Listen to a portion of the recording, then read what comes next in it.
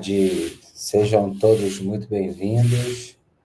Já começo aqui o papo hoje com o engraçadinho do Davi Prata. Eu que sempre faço a pergunta para alguém me ajudar, que esteja vendo de casa, se o som e o vídeo estão bons, e ele já mandou uma mensagem aqui do futuro, falando que a imagem e o som estarão bons. Boa, Davi, seja bem-vindo. Bem-vindo também José LM, que está aqui com a gente. Para quem é novo, só explicando o papo, né? O papo aqui no IAIA é uma conversa que é menos sobre verdades absolutas e mais sobre inconclusões. Então, a ideia é que a gente possa conversar sobre os temas do momento, de inteligência artificial, novas tecnologias, inovação e etc., mas num ambiente aberto onde todo mundo participe. Então, a ideia é que a audiência aqui não é meramente passiva, muito pelo contrário. Ela deve ser ativa participando através dos comentários. Então, a ideia é que vocês que estão assistindo de casa, vocês possam trazer perguntas, coisas que vocês discordam do que a gente está falando, e a gente traz aqui para o meio da conversa, e com isso ela fica mais rica para todo mundo. Tá? Então, um outro recadinho aqui para mim, é um prazer, que esse é o episódio número 10 do podcast. Então, temos aqui o 10º convidado aqui com a gente. É um cara que eu conheci através do LinkedIn, lá pelo início de 2023. E é um cara que, assim como eu, está ajudando as empresas nessa área de inovação, na área de desenvolvimento de produtos digitais, de criar automações, etc. Então, sem mais delongas, convido aqui para o palco nosso amigo grande Bruno Cassiano. Fala, Brunão, tudo bem? Boa tarde, meu amigo, tudo bem? Graças a Deus. Boa tarde para a galera que está aí acompanhando a gente. Boa. Temos aí a Daisy, que entrou agora. Seja super bem-vinda, Daisy. Bom, prazer ter esse papo aqui contigo. Eu tenho que confessar para a galera que está de casa que eu e o Bruno, a gente troca bastante figurinha. Recentemente, a gente tem trocando mais ainda. Bruno é um dos ótimos exemplos do LinkedIn de pessoas que eu estou colaborando, de fato, né? Que a gente está construindo coisas juntos, construindo soluções juntas, a partir de um somatório de competências, no final das contas. Mas a gente conta da história um pouquinho mais para frente.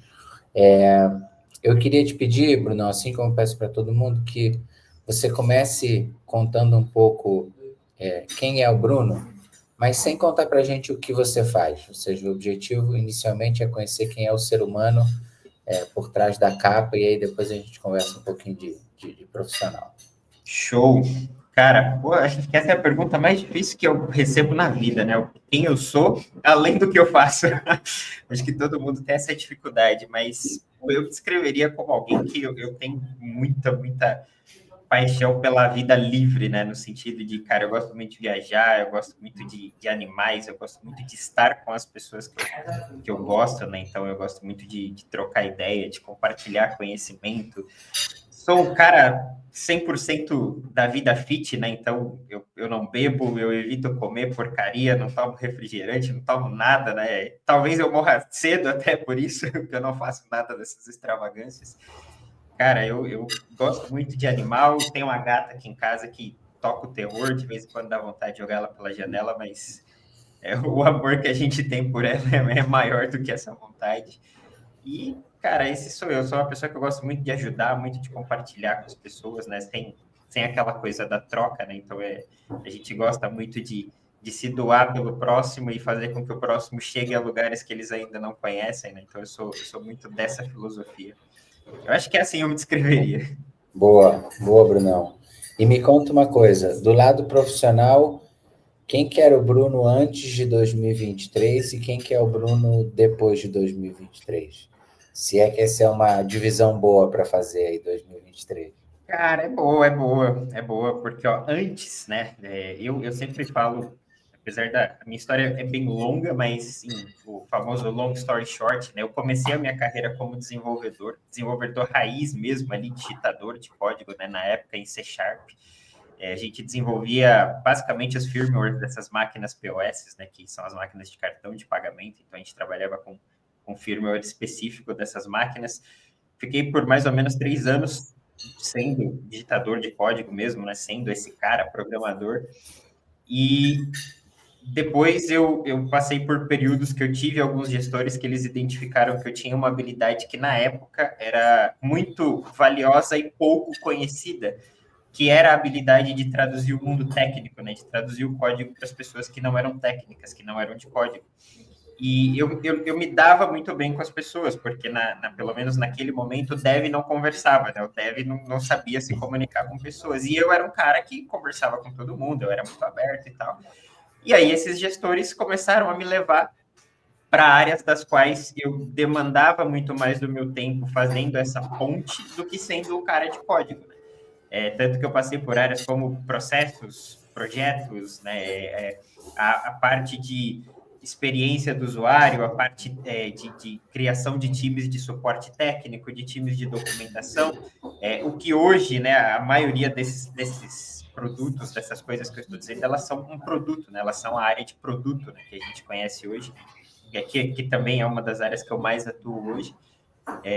Então, nesse período pré-2023, né, eu passei por todas essas áreas, né, por todos esses campos de atuação, né, que ia desde programação até projetos, processos, CX, produto. Dados, eu trabalhei muito tempo com dados também, né?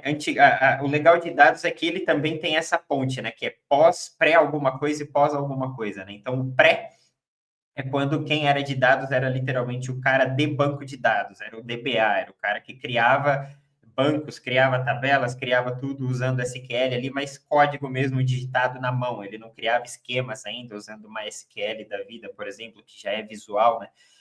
Então, eu peguei essa fase que eu também trabalhei muito tempo ali com um banco de dados, né, quase como um DBA ali, e pós, eu trabalhei também com dados, mas aí já era na era que a gente conhece como Data Science, Data Engineering, né, que a gente trabalhava com a criação de pipelines, né, com a ingestão de dados sem nenhum tipo de formatação ali no Data Lake, depois a gente fazia esses tratamentos para jogar no Data Warehouse, e aí você fazia todo a estrutura, né, de usar esses dados brutos para machine learning, usar os dados tratados para BI, né, então eu peguei essas duas fases, né, de dados, e pós 2023, aí eu acho que a gente começou a colocar o foco muito mais naquilo que eu já vinha fazendo, né, que era dados, só que dados a partir de uma visão de informação de qualidade para você usar em automações / inteligência artificial, né? Então, a gente começou a usar esse background de dados, esse background de ciência / engenharia de dados, machine learning, treinamentos de deep learning, redes neurais, etc.,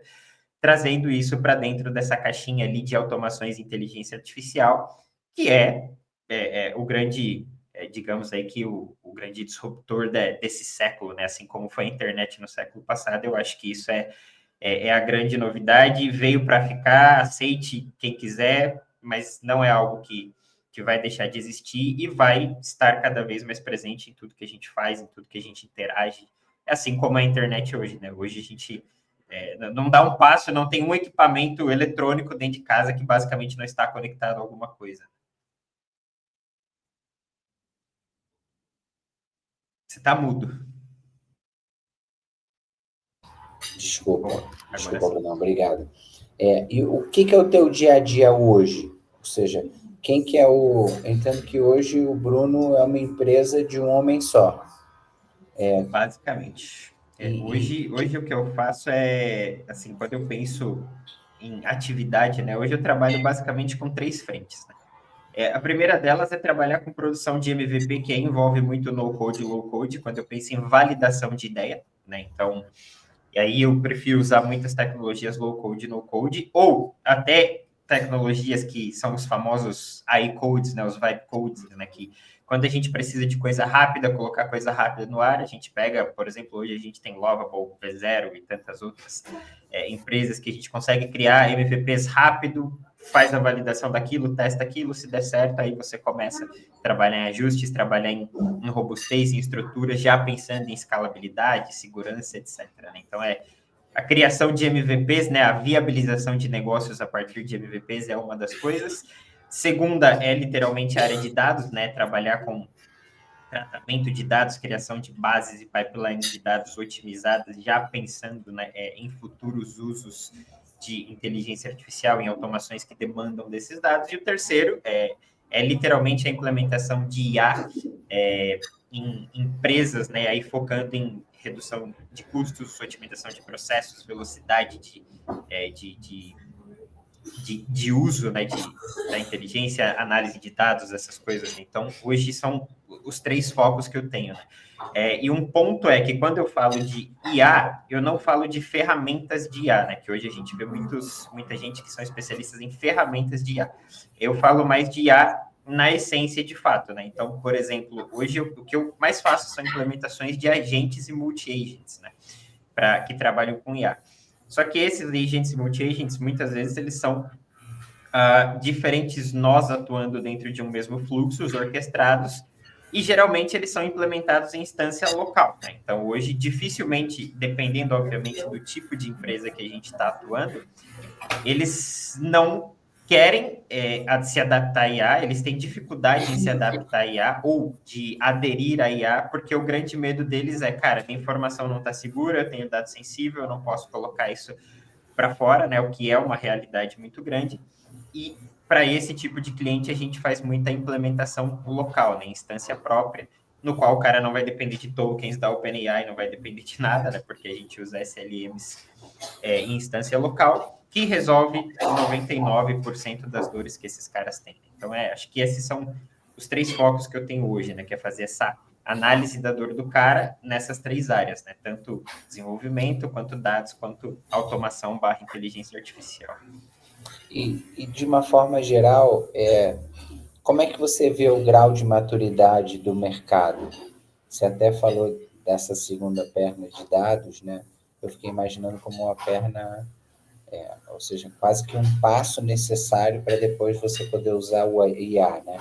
Que é você primeiro organizar a parte de dados dentro da tua organização, para aí sim depois você poder explorar isso com uma IA. Como é que você vê o grau de maturidade, de uma forma geral, do mercado para as novas tecnologias, de uma maneira geral? Aí eu separo em duas partes, né? Para dados, eu acho que a maturidade tá boa no sentido teórico, né? Então, assim, todo mundo entende a teoria de que precisam de dados tratados, de dados de qualidade, de dados realmente eficientes. E aí não é só pensando em inteligência artificial, né? Então, por exemplo, quando a gente pensa em marketing, a gente precisa também de dados que são realmente valiosos, robustos, que tenham ali uma certa eficiência / eficácia para que você consiga atingir o maior resultado possível. Então, quando a gente fala em cultura de dados, eu acredito que a gente tem uma maturidade legal, não vou dizer muito, muito grande, mas de média já para grande ali, para que a gente consiga usar esses dados de uma forma mais avançada, né? Então, para isso, eu acho que a maturidade está boa. Mas quando a gente fala para aquisição de novas tecnologias, como, por exemplo, inteligência artificial, aí a gente tem um gap muito grande no mercado, principalmente vindo dos líderes, né, que a gente tem hoje nas grandes empresas, principalmente, que são pessoas que geralmente não são da área ou que não têm o conhecimento devido, adequado para isso, e também tem aquela resistência do tipo, pô, não vou fazer porque eu não conheço, não é seguro, e a gente precisaria mudar tudo, precisaria de aprovação disso, daquilo, daquela pessoa, né? Isso geralmente acontece em empresas que são muito grandes, né? Então, essa é a maturidade que a gente não tem, né? Para esse tipo de coisa, eu acho que falta ainda um trabalho ali de educação, de maturação, da explicação de como o funcionamento disso pode ser um benefício. E tem uma coisa que me chama a atenção também, que tem uma coisa estranha para a gente se acostumar nos dias de hoje, que é a volatilidade das soluções. Então, isso quer dizer que você escolhe uma ferramenta hoje e, dependendo como for, daqui a 6 meses, você pode ser pressionado por mudar de ferramenta. Ou seja, porque tem uma outra que é bem melhor, que faz as coisas de uma maneira mais interessante para você, então você deveria mudar de ferramenta. Então, de uma forma geral, as empresas todas vêm de um mundo onde os casamentos com as ferramentas são casamentos de longo prazo. Então, você fecha com a SAP e você já sabe que você vai ter SAP no teu negócio durante anos e anos e anos. E assim vale para as grandes soluções, ou seja, não se tomam as decisões falando assim, cara, a gente está escolhendo por essa ferramenta, mas de repente daqui a 6 meses a gente vai trocar. Isso é um negócio que é muito estranho para as empresas. Você nota isso também ou não? Se a gente falar de empresas maiores, eu acho que esse é um padrão, né? Até porque elas têm aquela cultura de fazer a coisa mais lenta no sentido de, tipo, eu não posso mexer no time que está ganhando e para eu mexer eu tenho que ter plena certeza de que a coisa já está validada no mercado, já tem anos de mercado, já tem resultados comprovados ali, que eu possa fazer benchmark, comparar, etc. Então, eles são muito amarrados nessa teoria, né, ali de que algo que está sendo usado por todas as empresas e é algo que não tem muita mudança, que é algo que não tem muita transformação, porque o SAP, cara, sei lá, dos anos 90 para cá, não mudou nada na forma de você atuar com ele, tá? Não mudou nada, nada, nada. Óbvio que ele ficou cada vez mais robusto em sentido de módulos, né, de sentido de coisas grandes que chegam ali até ele para você lidar com cada vez mais complexidades das empresas. Mas quando a gente pensa em inovação, né, quando a gente pensa em coisas literalmente ágeis ali para que você acompanhe mudanças, né, essas empresas, esse tipo de software, né, de ERP, não atende com essa velocidade, né? Por um outro lado, a gente também precisa tomar muito cuidado com esse lance do tipo, cara, pô, essa tecnologia é nova, é melhor e vamos usar ela. Cara, mas será que a sua empresa precisa daquela tecnologia? Então, essa análise precisa ser feita. Será que ela é realmente melhor para o seu cenário de uso, para o seu caso de uso? Né? Então, tem essa análise que precisa ser feita, né? Tem esse detalhe que precisa ser analisado, estudado, para então você decidir falar, cara, pô, isso realmente atende, vai ser muito melhor, vai trazer, sei lá, talvez muito mais velocidade, um custo muito menor, então vamos migrar para ela, né? Mas também tem o esforço da migração. Então, eu acho que esse é o único cuidado que a gente tem que tomar, né? Para não entrar no famoso hype do, pô, isso aqui é melhor, vamos migrar. E aí o negócio não dá certo, você tem que voltar para onde você já estava, que estava seguro. Mas, assim, é válido, é muito válido a mudança, né? Estar aberto à mudança, inovação e velocidade, mas tem os devidos cuidados. Não, eu estou super contigo. Eu acho que, na realidade, quanto mais as empresas tiverem um ambiente onde as pessoas podem experimentar antes de tomar decisão, ou seja, conhecer mais a fundo a ferramenta, fazer alguns casos, ou seja, testar de fato a fundo antes de poder tomar as decisões. Porque, no final das contas, hoje parece que todo mundo quer essas duas letrinhas no seu negócio a qualquer custo. Mas, de uma forma geral, as empresas estão, assim, na minha visão, a grande maioria não está fazendo nada, a grande maioria está planejando por fazer. E os que estão fazendo, muitos estão fazendo por conta do hype, de não, então bota aqui para todo mundo, libera o acesso ao chat GPT para todo mundo, enfim, coisas do tipo que no final das contas não trazem grande resultado. Justamente. Acho que o grande ponto, né, quando a gente fala por exemplo, IA, é que todo mundo entrou na onda do, cara, vamos usar porque está todo mundo usando.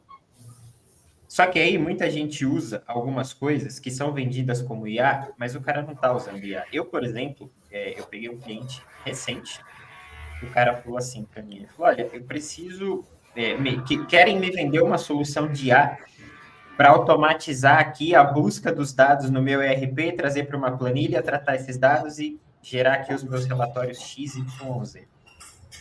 E aí cara, assim, eu fiquei pensando, falei, onde é que a IA vai atuar neste caso de uso, onde é que a IA está atuando? Não está, porque o que ele estava fazendo era um script em Python com 15 linhas, que extraía de um lado e jogava no outro, e pronto. Entendeu? Então, assim, muita coisa não é IA, muita coisa é automação. Tá? Então, eu acho que isso as pessoas não sabem diferenciar, né? Pelo menos as que não são da área, elas não conseguem diferenciar o que é uma automação, o que é a IA, quando ela atua de forma generativa, etc. Então, acho que tem essa... Por isso que eu falo que, para mim, o grande lance, primeiro, é trabalhar com a educação de base, né? Quando eu digo de base, não necessariamente da escola, mas as pessoas precisam entender a base do que elas estão querendo, do que elas estão usando. Né? E a grande maioria das empresas, se você perguntar para o cara, tipo, pô, você quer usar IA, mas o que é IA para você e que benefício você quer que ela traga para você? Ele nem vai saber te responder. Né? Porque ele não tem a visão clara do que é uma coisa e do que é outra. Então, muita gente implementa literalmente no hype, igual você falou, só que o hype tem aquele risco do, tipo, pô, implementei e não está funcionando e agora eu não sei como fazer para esse negócio ficar bom, né? Sem contar que no Brasil, principalmente, 90% pelo menos das pessoas empresas que usam IA, elas estão trabalhando com dois tipos de ferramenta, né? Que um é o chat GPT direto, ali no navegador web, e o segundo é um chatbot integrado à API de alguma dessas empresas. Né? Então, elas não fogem muito disso, né? Então, elas estão presas ali numa bolha que, para elas, aquilo é a IA. Né? Então, assim, algo que precisa ainda mudar muito, né? Para fugir do hype do tipo, estou usando IA porque eu tenho GPT aqui no meu navegador. Né? Eu tenho minhas dúvidas com relação ao retorno disso, na realidade. Eu acho que o retorno é ínfimo, mas uma coisa que eu acho legal disso que você falou e a gente tem até um caso em conjunto que a gente pode contar disso, que é, muitas vezes o que será transformador não é uma inovação absolutamente disruptiva. Às vezes o que é tremendamente inovador para uma empresa, que vai trazer muito resultado para uma empresa, é uma solução simples. Então, por exemplo, eu e Bruno atuamos junto num cliente, um cliente que atua no segmento de engenharia e ele trabalha fazendo muitas análises de projeto. Né? Então, o processo de análise de projetos basicamente passa por preencher um checklist, que dá um de acordo ou não de acordo, e depois, uma vez preparado esse checklist, ele tem que gerar um relatório para o cliente com as especificações do que precisa ser corrigido, etc. e tal. Né? Então, quando a gente foi olhar a realidade da empresa, é uma realidade onde esse processo acontece com uma frequência tremenda. Ou seja, eles estão analisando muitos projetos por semana e produzindo muitos relatórios por semana. Então, a pergunta é, o que a gente consegue criar que vai trazer eficiência para esse processo especificamente? Então, junto com o Bruno, a gente criou uma solução que roda dentro do próprio Google Sheets, usando...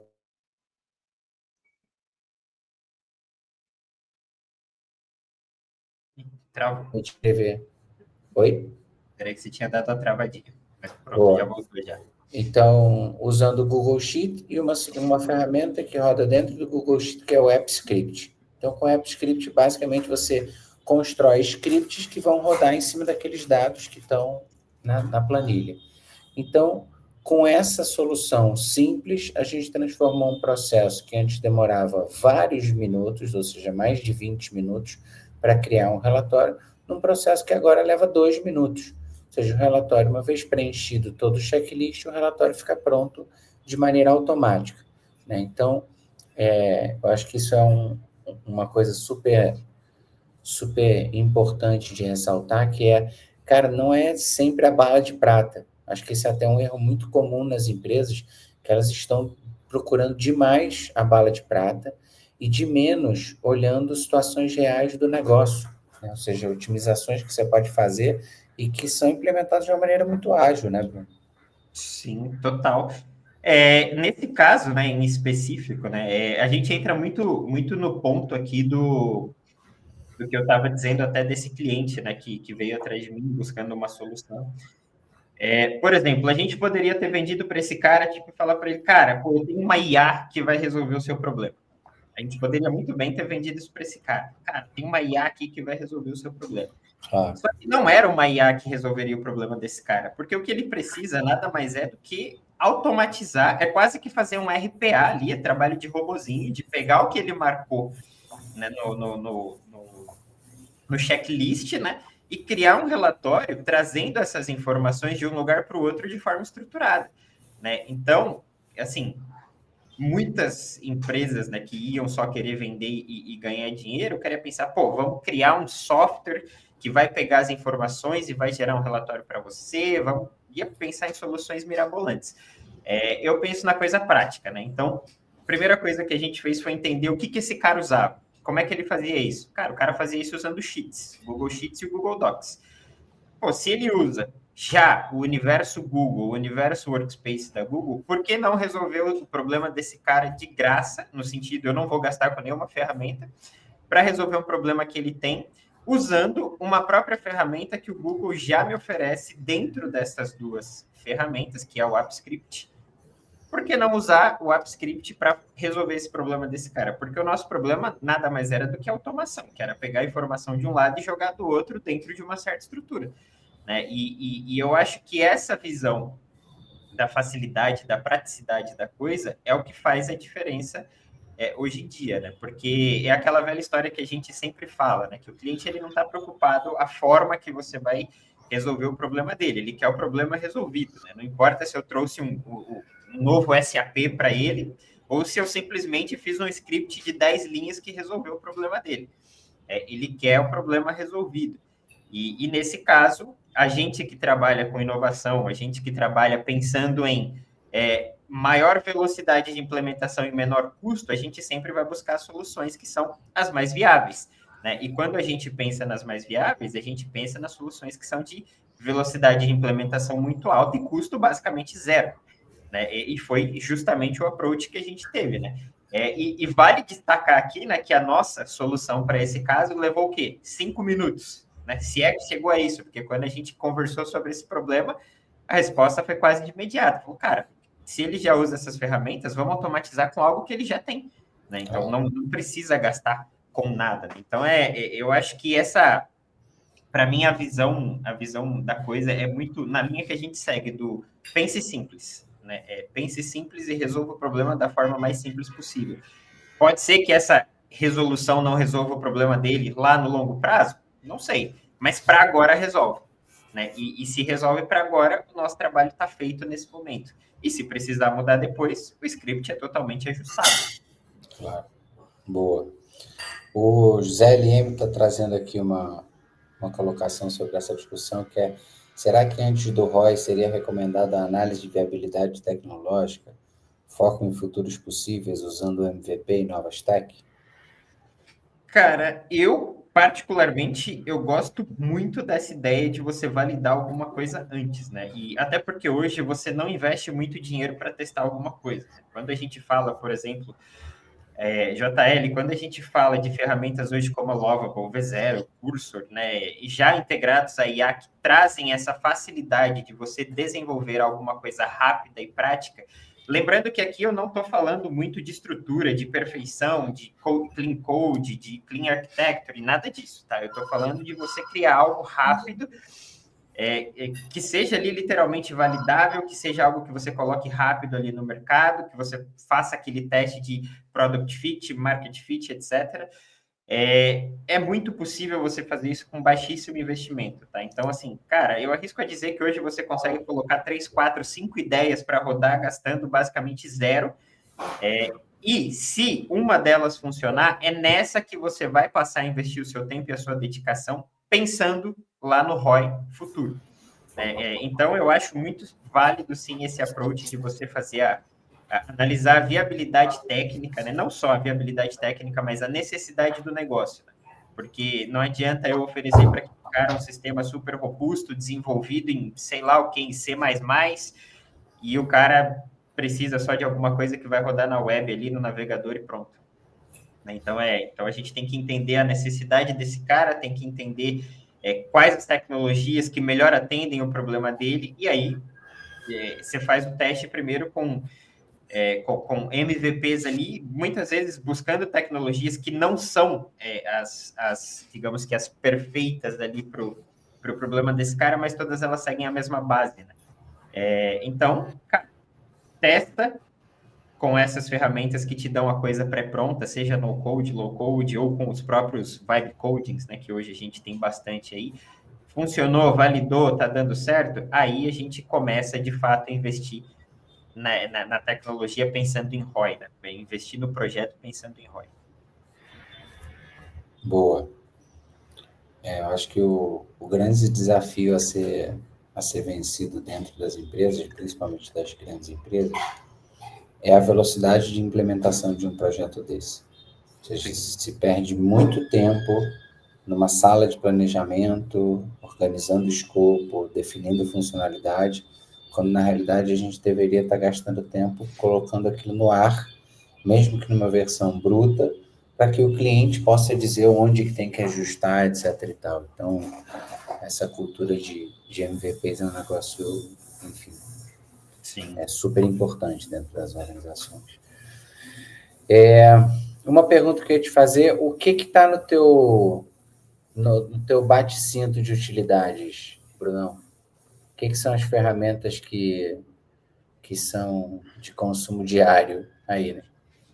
Vixe, aí é cara, aquela caixa de Pandora, cara, aqui, ó, desde do low code até o high code aqui tem bastante coisa, né? Então, quando eu penso, por exemplo, nessa área que a gente fala bastante ali de low code, no code, cara, coisas que estão no meu dia a dia ali, Bubble, Flutterflow, o próprio o Replit da vida, o Lovable, V0, essas coisas assim de... Tem agora uma plataforma nova chamada Mad Builder, que é muito boa, tem uma chamada Creator, sem o O, né? O Create com R no final, que também é uma plataforma indiana, no code, low code, na verdade.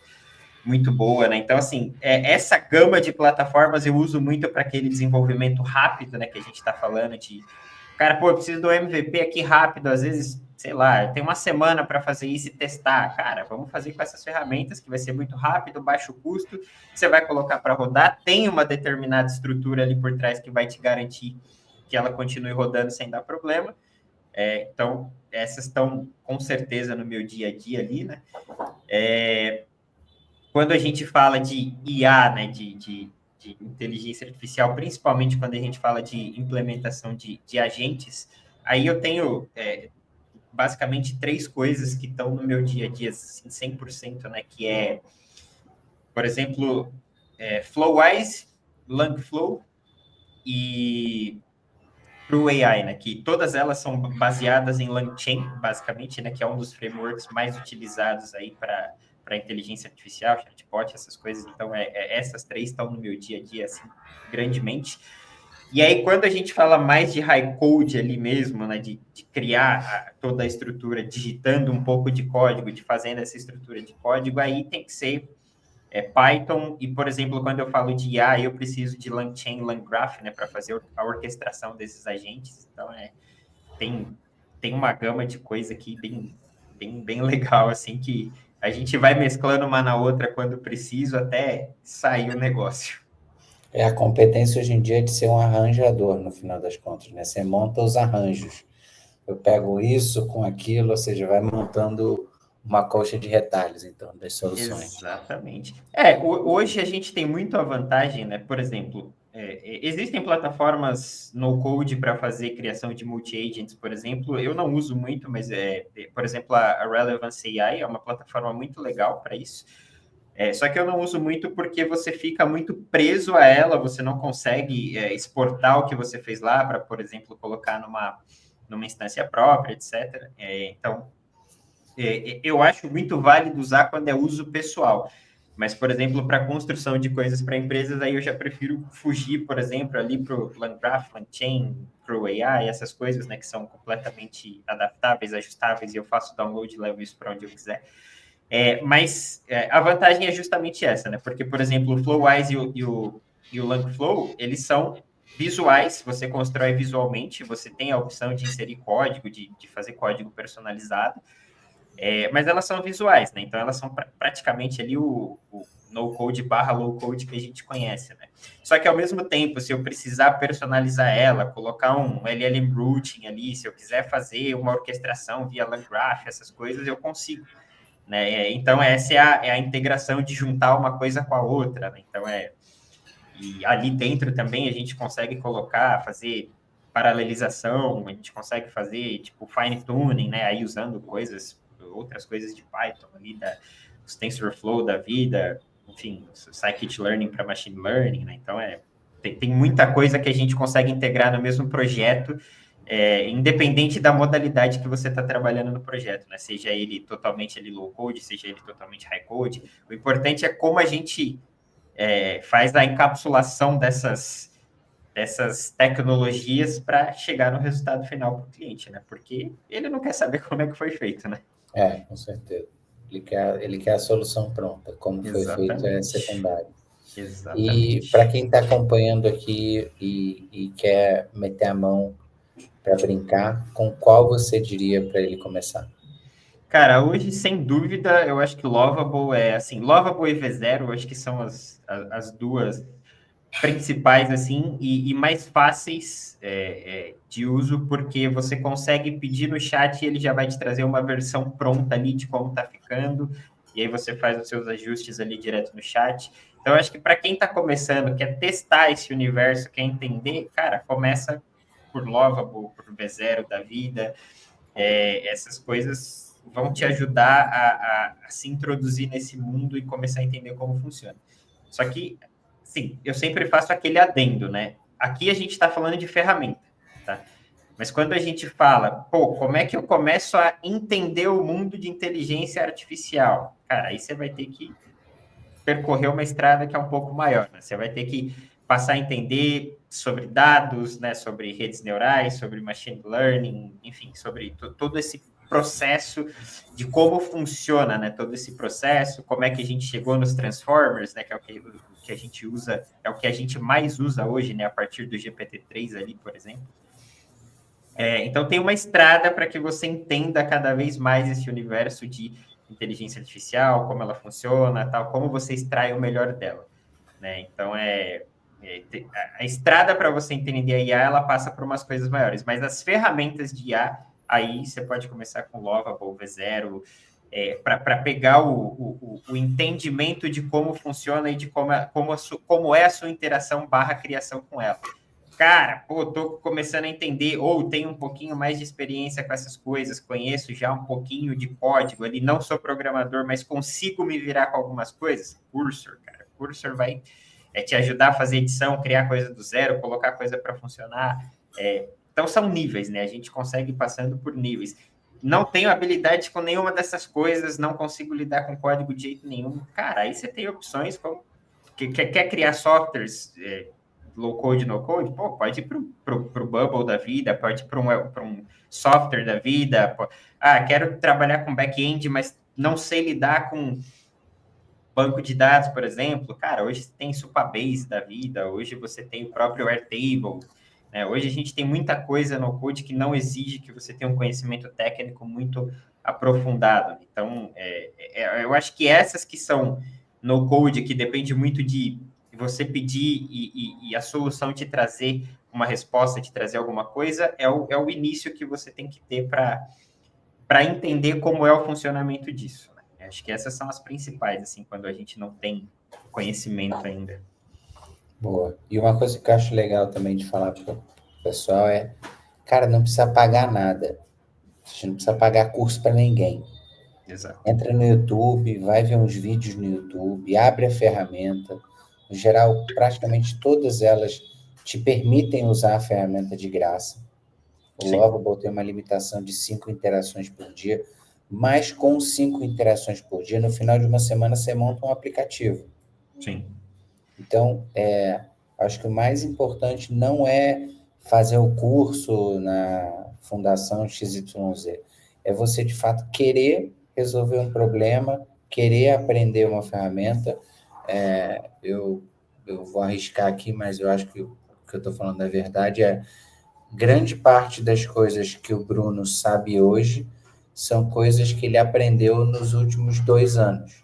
Ou seja, tem uma base grande como desenvolvedor, que beleza, já tem mais tempo, mas tem um caminhão de ferramentas que ele usa hoje que ele aprendeu a usar agora, ou seja, de forma recente.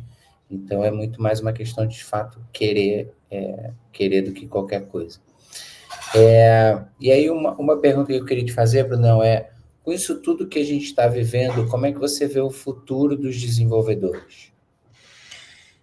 Esse é um tema polêmico, hein, cara? Porque hoje o desenvolvedor ele é muito pautado no ego do a IA não vai me substituir, a IA não vai fazer o que eu faço. E, cara, sim, sinto em te informar, ela vai, tá? Ela já faz.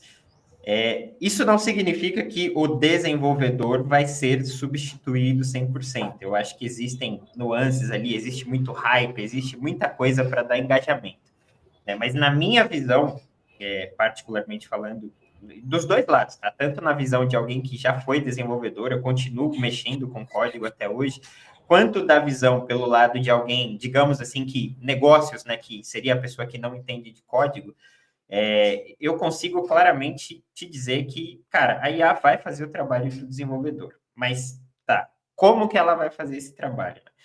Eu sempre digo que a IA, hoje, ela já faz, talvez ainda não esteja 100%, vai levar um tempo ainda para ficar 100%, mas ela já faz o trabalho de digitação de código. Por que que a gente vê a grande maioria dos desenvolvedores falando, mas o código da IA é ruim, o código da IA é sujo, não segue o Clean Code, não segue o Clean Architecture, não segue sei lá o quê. Por que que esses caras têm essa afirmação? Porque a grande maioria das pessoas que estão indo lá gerar código são pessoas que não são técnicas. Então, por exemplo, é muito diferente eu chegar lá no qualquer, sei lá, no curso ou no GPT da vida, e falar assim para ele, olha, cria para mim aqui um software que eu consigo cadastrar pessoas e essas pessoas conseguem, sei lá, editar foto. Editar foto, não sei, editar não, editar é a palavra errada. Consegue fazer o upload da foto dela aqui para o seu perfil e tal. Cara, ela vai criar. Só que assim, eu dei uma informação muito aberta para ela, muito geral. Tá? Então, com certeza, vai sair um código ruim. Vai sair um código totalmente bagunçado. Pode ser que, tá? Eu nem consiga, ou aliás, eu consiga, sendo um usuário qualquer, acessar informações de outros usuários, porque eu não defini níveis de permissão, níveis de acesso, eu não defini nada. Eu só mandei ela criar alguma coisa. Tá? Isso, de fato, é código ruim, tá? Mas por que que é código ruim? Porque eu não soube pedir para ela o que que eu queria. Agora, por exemplo, se eu chegar lá para ela e falar, olha, eu preciso fazer um sistema que você vai separar aqui para mim o que é front-end e o que é back-end. No front-end, você vai criar lá usando, sei lá, React, enfim, ou se quiser outras coisas, se quiser usar Flask, Django, sei lá. Mas enfim, você vai usar React aqui no front-end, você vai separar tudo que é componente, você vai separar tudo que é biblioteca, você vai separar tudo que é página, você vai criar a estrutura para ele, você vai desenhar a árvore para ele. Pô, no back-end, você vai usar Node.js, a interação de back-end com front-end vai ser lá, sei lá, via Axios, Transformation, enfim, você vai dar todas as instruções possíveis. Cara, meu banco de dados ele precisa de X e X e X tabelas. Você vai trazer essa definição para ele. Cara, se você fizer isso, eu posso te garantir que ele vai te trazer algo, não vou dizer perfeito, tá? Mas 80% de algo completamente funcional que um dev escreveria dentro de toda a experiência dele. Por quê? Porque ele está dando a instrução correta para a IA, ele está trazendo basicamente o mapa do que ele quer construir para a IA construir para ele. E assim, isso para mim funciona com qualquer coisa. Tá? Então, é a mesma coisa se eu for, sei lá, numa loja. Se a gente for numa loja de tênis, por exemplo, se eu falar para a pessoa, cara, eu vim comprar um tênis de corrida. Cara, tem uma prateleira com 1.000 modelos lá. Qualquer um que o cara me der, tá bom, certo? Porque eu só pedi para ele um tênis de corrida. Agora, se eu especificar para ele, eu falo, cara, eu quero um tênis de corrida que tenha 18 molas, que tenha amortecimento da NASA, e o Adrian acabou de cair, né? Então, deixa eu até mandar mensagem para ele aqui para ver se ele volta.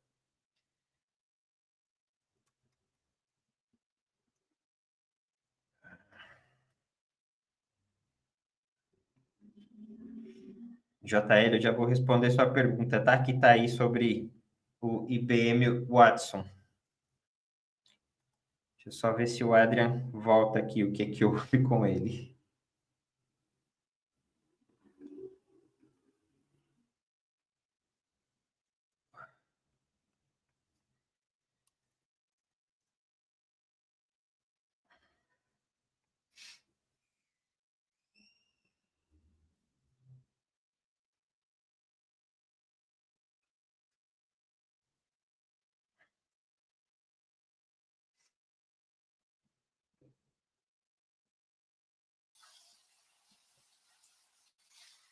Boa, tá de Opa, volta. voltamos. Caímos, mas voltamos. Primeira falha técnica no 10º episódio, porque assim a vida fica mais emocionante. É assim Boa. que é. Mas, É, enfim, é só o complemento, né, da resposta, é mais ou menos isso, né? Então, eu acho que a IA vai sim substituir o desenvolvedor, digitador de código, tá? Mas ela não vai substituir o desenvolvedor, que é o cara que sabe pedir para a IA, dentro de uma estrutura, aquilo que ele quer criar, né? Então, assim, esse cara sempre vai existir, porque a gente precisa dele para dar instrução para a IA. Senão a gente nunca vai ter as coisas perfeitas, a gente não vai ter as coisas boas, a gente não vai ter. E outra, né? Hoje, por exemplo, a IA ela é muito focada em te trazer as coisas, em criar as coisas e falar, toma, tá aqui, tá pronto. Só que hoje a gente ainda não tem, por exemplo, as IAs ainda muito especializadas em te ensinar ou até mesmo a fazer todo o processo de estruturação de plataforma, né? De migrar o seu projeto para uma VPS própria, de hospedar o seu projeto lá na Google Cloud, na AWS, na Azure, etc. Hoje a gente não tem as coisas que faz isso, né? Então a gente vai depender desses caras para criar e deixar, por exemplo, um dia uma IA, um script, enfim, um bot pronto que vai fazer esse trabalho. Então, de novo, né? Para mim, o cara que vai ser substituído é o digitador de código. Esse cara basicamente já foi substituído. O desenvolvedor que quer otimizar o seu trabalho, o cara que sabe tudo que ele vai pedir para IA dentro de uma estrutura, esse cara vai viver para sempre, cara. Assim, ele não tem como ele ser substituído. Né? Que a gente depende do conhecimento dele para que a IA traga o resultado correto, né, daquilo que a gente está pedindo. é. E uma coisa que eu acho legal nisso que você está falando é que, no final das contas, você tem um, um encontro que é para o cara que era super técnico, agora ele vai ter que entender muito do negócio também para entender, para poder saber pedir.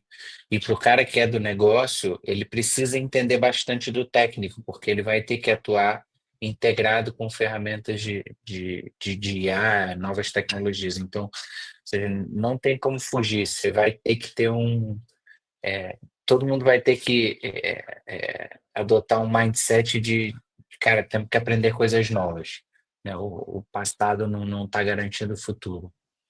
Fato, isso é É, fato. e aí a gente está caminhando aqui para o final do papo, e aí tem duas perguntas que eu sempre pergunto para todo mundo, e aí vai para você, que é se de fato a gente seguir caminhando nisso tudo que a gente está vendo agora, né? Ou seja, eu não estou falando de hype nenhum, estou falando do que a gente está vendo na prática e, pô, tanto eu quanto você somos pessoas que a gente está no fronte de batalha ali, então a gente está vendo as coisas acontecer com bastante frequência. Se isso tudo continuar dessa forma, qual que você enxerga como sendo o papel do ser humano nessa sociedade?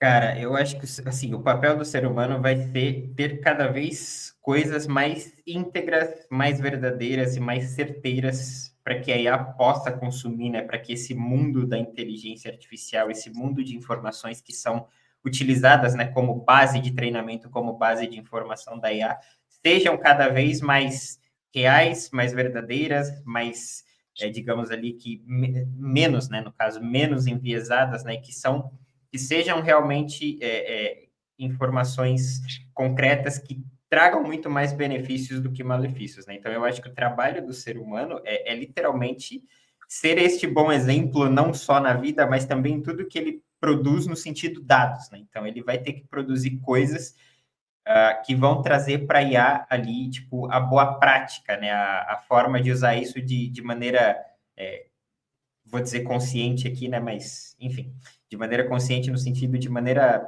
lúcida, né? No qual traga o benefício. Então, eu acho que assim, a gente está caminhando para um mundo, cara, que, cara, literalmente a gente vai viver, por exemplo, as coisas que a gente viu em filmes como O Homem Bicentenário, que a gente via robô fazendo tudo com extrema inteligência, com extrema capacidade, né? Tanto intelectual quanto de movimento, essas coisas. E o engraçado é que no filme me traz uma visão muito próxima do que a tecnologia tenta ser hoje, né? Porque no filme, o que ele tentava, o que o robô tentava, era se tornar um humano, né? E o que literalmente a gente tenta hoje com a IA é fazer com que ela se aproxime o máximo possível de um humano, do pensamento humano, das ações humanas, etc. Né? Então, quando eu penso no papel do ser humano em um mundo que a gente vai ter máquina fazendo tudo para a gente, é literalmente ser o responsável para que o bom modo de operar, o bom modo de viver, o bom modo de fazer e de prover informação para a IA seja cada vez mais puro no sentido da bondade, né? Da gente trazer aquilo que compartilha, que soma para o bem coletivo de todos.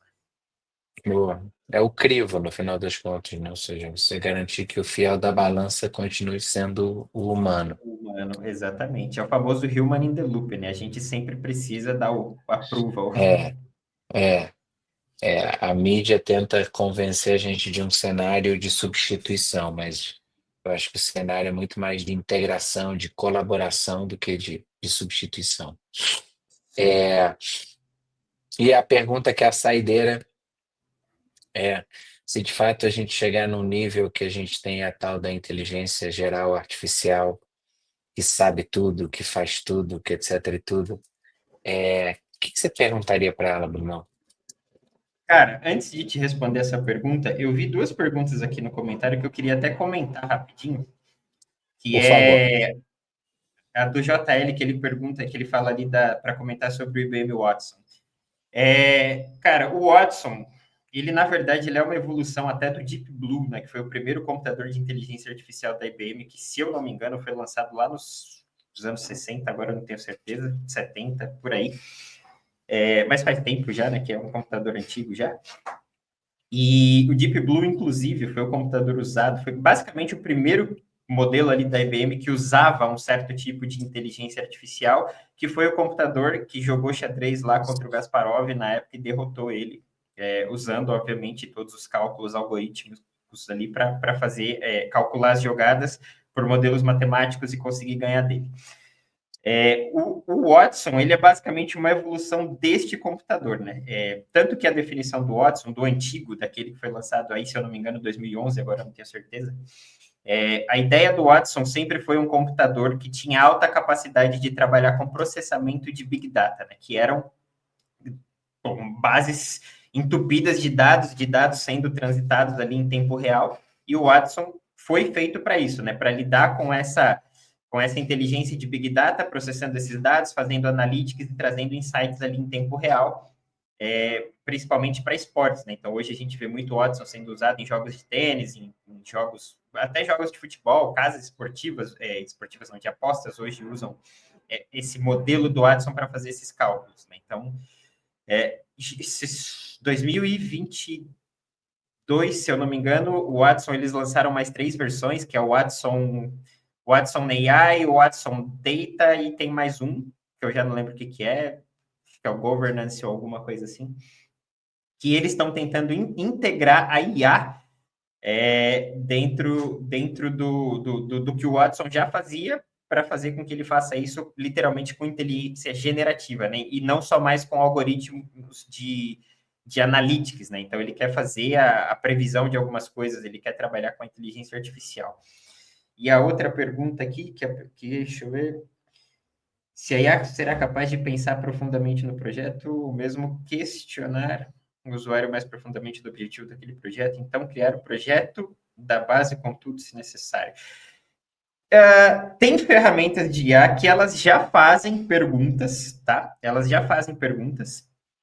Quando a gente traz algumas informações para elas, elas trazem algumas perguntas, do tipo, pô, eu entendo aqui que para o que você está querendo seria, sei lá, necessário criar um banco de dados X com essa estrutura. Posso criar dessa forma que eu estou sugerindo, ou você tem outra ideia, ou você prefere que eu crie de outra forma? Então, assim, elas já traz perguntas, né?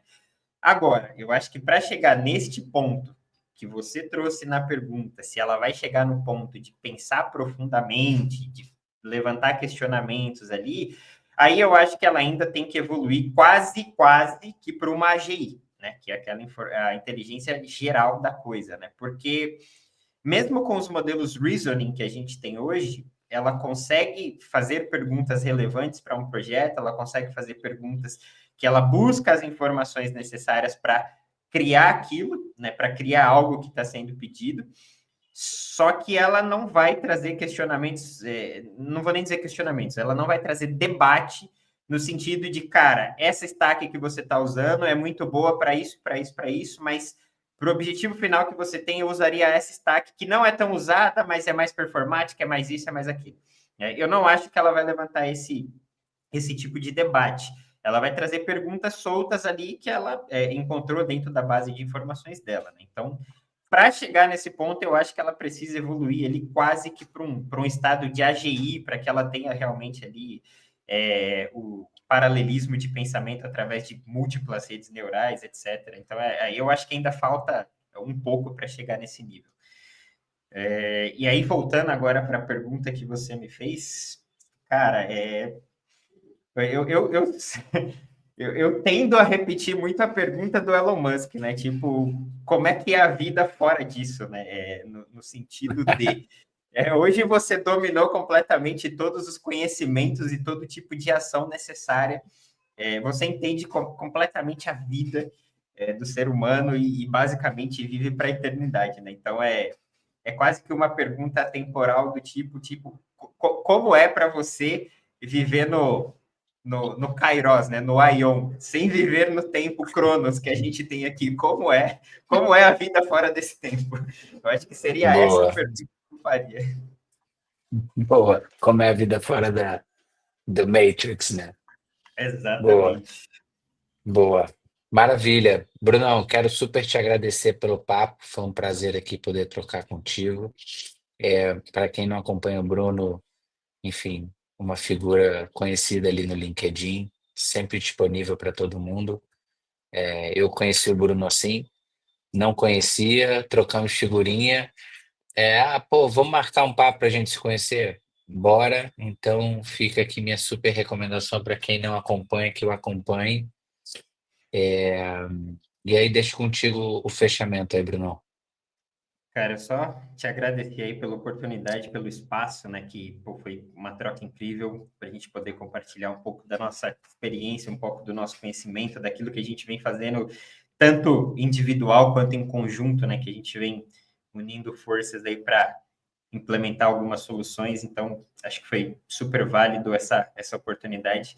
Agradecer a galera também que estava aí no chat, que trouxe as perguntas, né? O pessoal que veio acompanhar aqui essa live. Imagino que a galera que possa assistir depois também, não sei se fica gravado. Mas, cara, é mais agradecer mesmo e eu acho que a gente venha ter mais oportunidades, né, de fazer outras conversas desse tipo para que a gente possa disseminar cada vez mais, né, desse conhecimento, dessas boas práticas, né, de como a gente pensa, de como a gente faz as coisas. Então, que venham mais episódios, que venham mais oportunidades.